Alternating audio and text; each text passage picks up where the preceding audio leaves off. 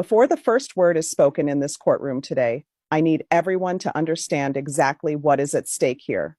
What you are about to witness is not simply a traffic violation. It is not just a case of speeding. It is a direct collision between political power and absolute justice, a collision between the belief that a last name is a shield and the reality that in this room, nobody is above the law. On one side, we have a young man raised in the corridors of power, believing his father's influence extends into these chambers. On the other side sits the law. I have served on this bench for over 2 decades. I have seen the poorest citizens of this city stand here with dignity, accepting their mistakes. And I have seen the powerful stand here with contempt, demanding special treatment. Today, we define who we are as a society. The defendant standing before me is Mr. Julian Sterling. He is 25 years old. He is a graduate of an Ivy League university. He resides in the exclusive Silver Lake District. And yes, for those whispering in the back, he is the son of Senator Marcus Sterling, a man who helps write the laws of this country. But let me be clear, Senator Sterling is not on trial today. His son is. Let's look at the facts. They are terrifying. On Tuesday, October 15th, at 2:45 in the afternoon, precisely the time elementary school children are being dismissed, Mr. Sterling was operating a 2024 Ferrari F8 Tributo. This creates a distinct image, a vehicle with 710 horsepower, a vehicle designed for a racetrack, not a school zone. Officer James Miller, a 15-year veteran of the force, clocked this vehicle on Washington Avenue. The speed limit is strictly 20 miles per hour when lights are flashing. Mr. Sterling was clocked at 88 miles per hour. Let that sink in. 88 and a 20. He wasn't driving. He was piloting a missile through a crowd of children. But the speed is only the beginning. It is what happened next that brought us here. When Officer Miller activated his lights, Mr. Sterling did not pull over immediately. He drove for another mile, finally stopping in a no parking zone in front of a coffee shop. When Officer Miller approached the window, he didn't ask for a license and registration. Mr. Sterling, I have the transcript of the body cam footage right here. Do you know what you said to this officer, to a man wearing a uniform, risking his life to protect those children? You didn't say, "I'm sorry." You didn't say, "I was in a rush." You rolled down your window, looked Officer Miller in the eye and said, "Do you have any idea who I am? Call the senator right now, or I promise you, you will be a security guard at a mall by tomorrow morning."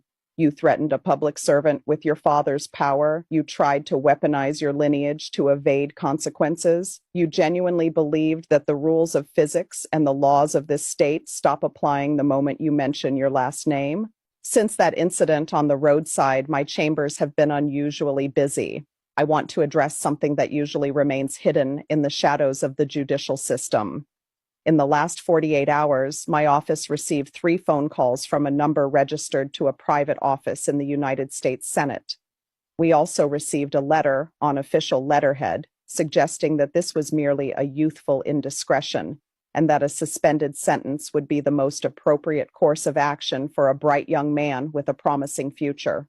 Let me be absolutely clear so there is no confusion in this room or outside of it. Those calls were not returned. That letter has been shredded. The attempt to influence this court using political stature is not a mitigating factor, Mr. Sterling. It is an aggravating one. It tells me that you and your family believe the justice system is a marketplace where favors can be traded. It tells me you have learned absolutely nothing. You asked Officer Miller a question. You asked, "Do you have any idea who I am?" Since you seem confused, allow me to answer that for you today. In this courtroom, you are not a senator's son. You are not a VIP. You are not a member of the elite.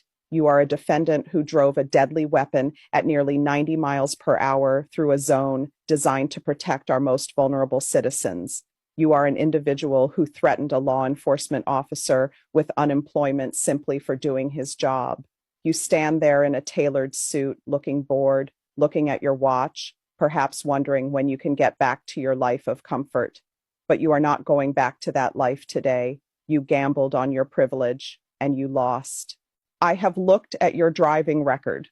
This is not the first time. It is just the first time you couldn't make it disappear. Speeding tickets in 3 different states, all dismissed, all swept under the rug.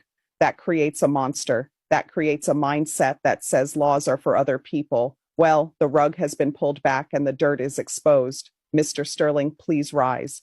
On the charge of reckless driving in a school zone, I am sentencing you to the maximum penalty allowed by state law. That is 90 days in the county correctional facility, and I want to be specific. You will not be served in a private wing. You will not have special accommodations. You will be in the general population where your last name holds no currency.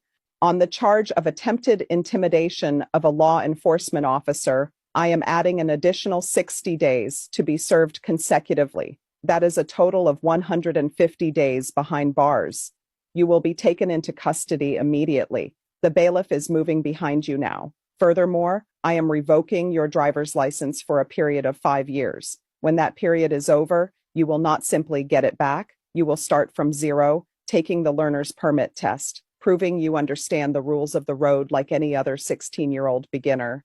And finally, regarding the fine. The statute allows for a fine of $5,000. For you, that is pocket change. It is meaningless. So instead of a fine that goes to the state, I am ordering 500 hours of community service upon your release. Specifically, you will be assigned to the sanitation department. You threaten to make Officer Miller a security guard. You will spend the next year picking up trash on the very streets you treated like your personal racetrack. To the father who tried to make those phone calls, let this be a lesson. You can give your children money, you can give them connections, but you cannot give them character. That they have to earn. And if you don't teach them respect for the law at home, a judge like me will teach them in a cell. Officer, take him away. Court is adjourned.